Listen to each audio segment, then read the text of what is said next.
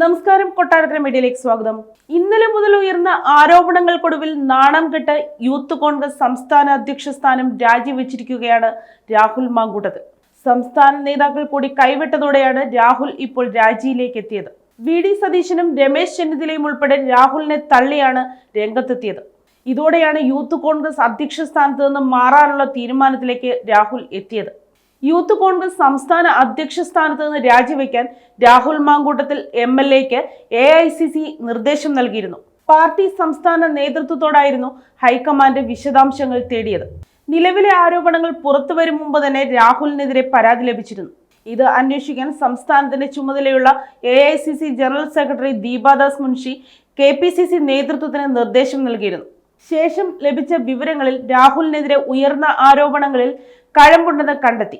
അതിനുശേഷമാണ് യൂത്ത് കോൺഗ്രസ് സംസ്ഥാന അധ്യക്ഷ സ്ഥാനത്ത് നിന്ന് രാജിവെക്കാൻ നിർദ്ദേശം നൽകിയത്.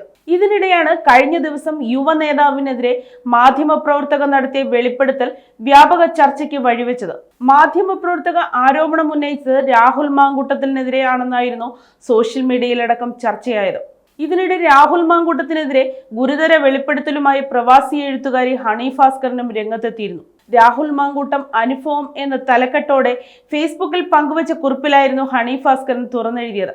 ഇതോടെയാണ് വിഷയം കൂടുതൽ ഗുരുതരമായത്.